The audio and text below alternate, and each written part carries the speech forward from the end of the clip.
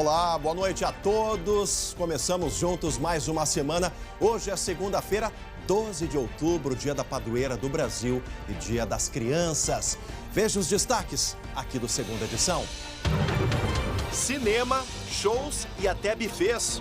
Veja como essas e outras atividades podem ser retomadas a partir de amanhã aqui no estado. Feriadão de luxo. Atividades ao ar livre e turismo ecológico foram as melhores pedidas durante o folgão de Dia das Crianças. E as homenagens aos pequenos heróis do dia. Heróis de verdade, o SBT Rio Grande, segunda edição, começa agora. Eu te convido, vem com a gente.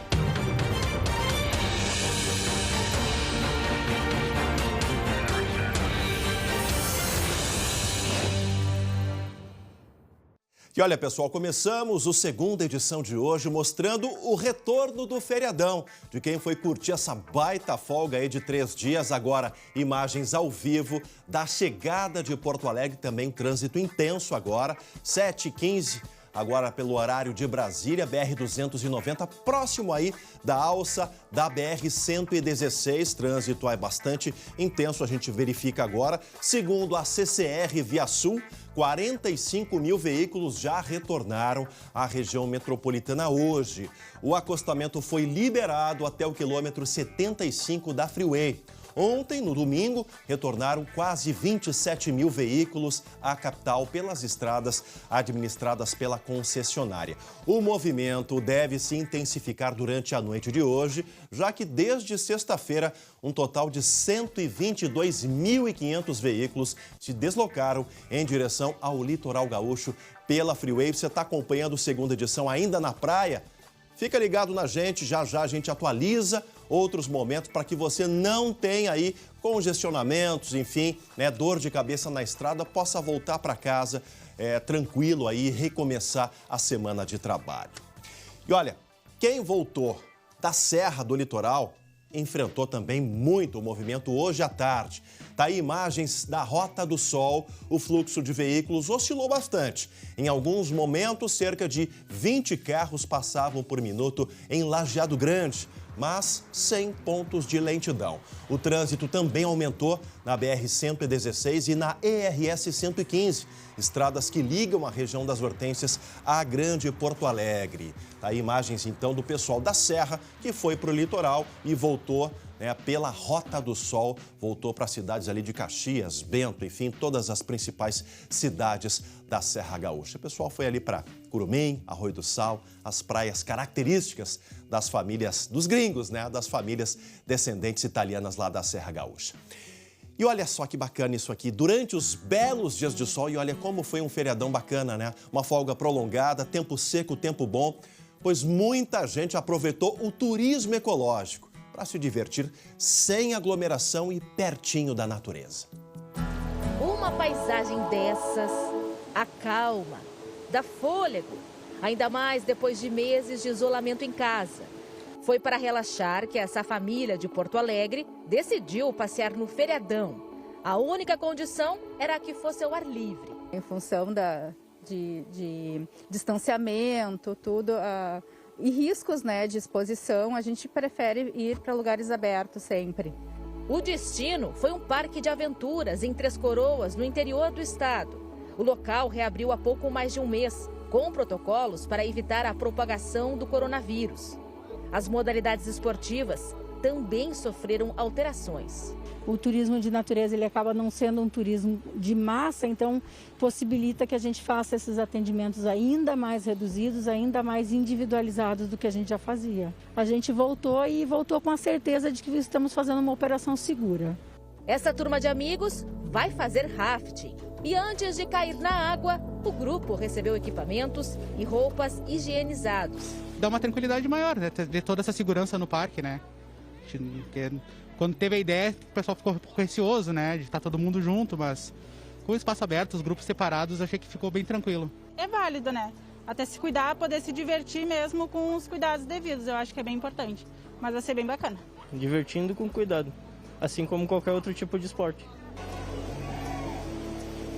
Em tempos de pandemia, atividades ao ar livre se tornam mais atrativas. Só que, mesmo assim, ainda há riscos. Especialistas alertam para o uso da máscara de proteção e, principalmente, para cumprir o distanciamento, mesmo quando estamos assim, em meio à natureza. Além disso, as pessoas que apresentam qualquer sintoma respiratório sugestivo de infecção por SARS-CoV-2 devem procurar assistência médica e não frequentar espaços públicos, mesmo que abertos. Aos poucos, o Rio Grande do Sul flexibiliza mais atividades. Neste sábado, a Orla do Guaíba foi reaberta para o público em Porto Alegre, depois de 3 meses fechada, e recebeu centenas de pessoas durante todo o final de semana. Que coisa boa poder curtir a natureza, curtir as belas paisagens do nosso estado. Olha, ontem eu fui para o Brick da Redenção, ali no Parque Farroupilha. Gostei do que eu vi. Muita gente de máscara, respeitando o distanciamento, as pessoas com tranquilidade, aproveitando a natureza do parque no meio da cidade grande, mas com cuidados e protocolos que o momento exige. Por falar nisso, pela primeira vez em 3 meses, o Rio Grande do Sul voltará a ter regiões na bandeira amarela de baixo risco de contaminação no distanciamento controlado, distanciamento social, o modelo do governo do estado. Deixa eu saber da minha amiga Luciane Coman, que está na redação hoje. É uma situação que nós não enfrentávamos há mais de 3 meses, né, Lu? Bandeiras amarelas e possibilidade aí de reabertura de várias atividades. Boa noite. Boa noite, Chemali. Boa noite a todos. Pois é, né? Na verdade, o mapa definitivo, Chemali, ele confirmou aquele preliminar que a gente divulgou aqui na sexta-feira. Ou seja, as regiões de Bagé, Pelotas e Palmeira das Missões passaram, então, para a bandeira amarela. As demais estão na bandeira laranja. Mas lembrando, Chemali, que várias aderiram à famosa cogestão e podem estar aplicando as regras da bandeira amarela. Na verdade, poucas não estão, viu? Não aderiram à cogestão. Lembrando que o protocolo amarelo é bastante flexível, né? As restrições são bem menores, acaba sendo mais ali nas casas noturnas, bares e pubs ou público nos estádios de futebol. Em todo o estado, a gente teve uma melhora ou uma estabilidade nos indicadores. Por exemplo, caiu em torno de 30% as novas hospitalizações aí na última semana. Caiu em torno de 7% o número de óbitos. Então, são dados muito positivos, né? Animadores, Chemali. É verdade. Agora, Lu, em função desse mapa alaranjado, amarelado, aí o governo do estado divulgou as regras aí para a liberação de eventos sociais, também culturais, restaurantes, autosserviço e também bufês. Explica pra gente direitinho como é que vai funcionar. Novas medidas aí, novas regras, né, chegando, Chemali. Eventos sociais e culturais em casas de espetáculos, em auditórios, com público sentado, por exemplo, cinema, teatros, alguns shows, eles estão liberados, assim como os restaurantes com buffet, que em algumas regiões realmente não eram permitidas, havia algumas regras específicas, agora então estará liberado. Mas isso apenas em municípios que estejam em regiões amarela ou laranja. E tem mais uma condição, que também já tenham aí a liberação, a retomada de algumas atividades, como das aulas na educação infantil, porque há uma escala aí de prioridades nessa retomada, né, Chemali? Vamos dar uma olhadinha aí nas regras aí básicas para essa questão dos eventos culturais e também do buffet. Olha só, circulação de ar cruzada ou sistema de renovação de ar, intervalo mínimo de 1 hora entre as apresentações com troca de público para higienização, restaurantes de buffet devem ter no máximo 75% ali de funcionários e clientes, higienização e troca constante dos talheres e também dos pegadores.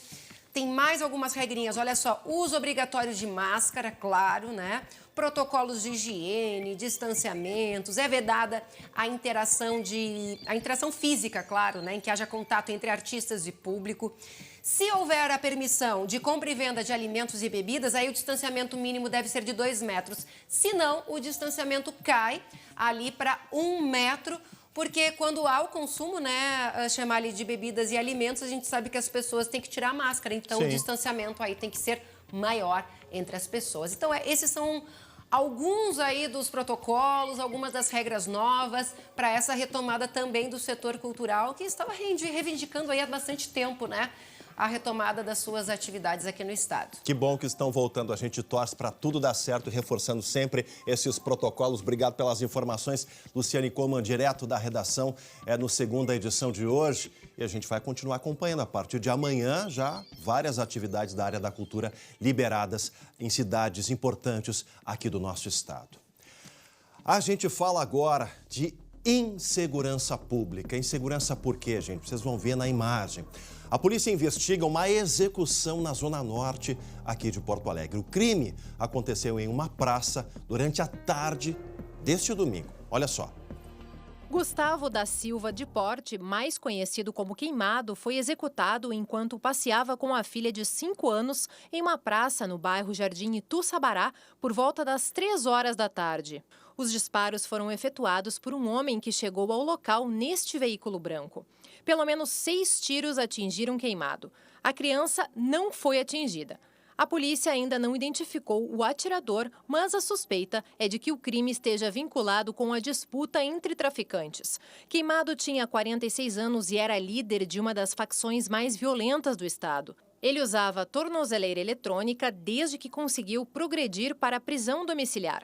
Condenado por roubo a banco, homicídios e clonagem de veículos, o criminoso foi preso em fevereiro deste ano e escondido no sótão de uma casa.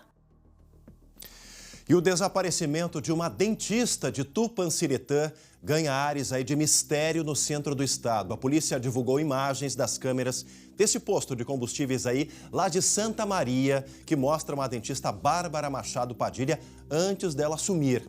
A mulher de 32 anos saiu de Tupanciretã, onde mora, no sábado, em um carro de aplicativo. As câmeras mostram aí a dentista comprando doces na loja de conveniência por volta das 7h30 da noite. Depois, Bárbara teria ido sozinha até uma estrada de chão e não foi mais vista.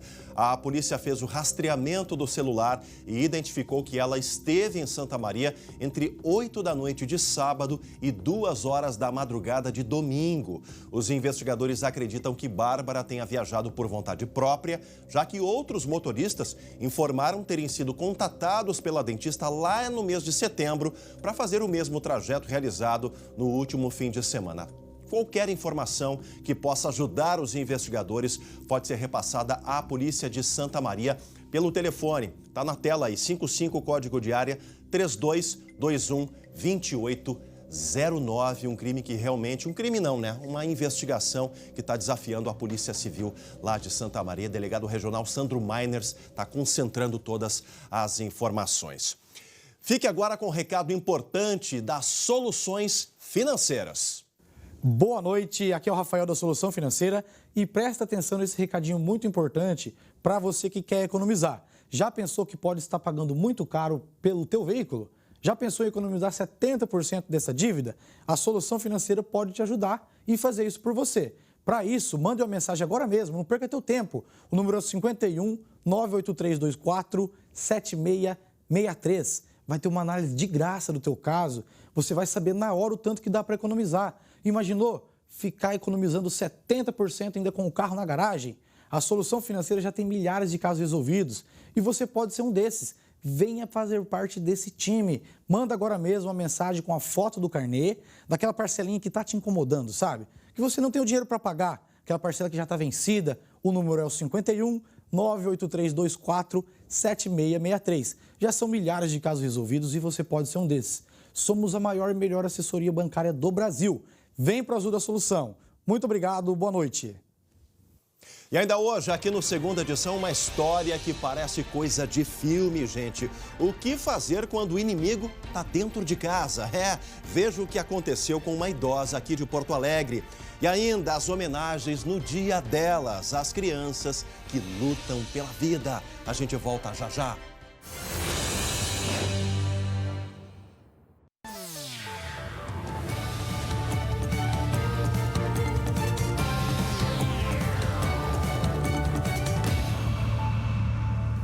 Campanha eleitoral. Caminhadas e carreatas estão autorizadas. Nas ruas é permitido colocar bandeiras que não atrapalhem o trânsito. O adesivo colado em veículos precisa ter 50 por 50 centímetros. Mas envelopar o carro é proibido. Não é novidade, mas sempre é bom lembrar que não pode fixar faixa, placa, cavalete e bonecos em locais públicos e comerciais.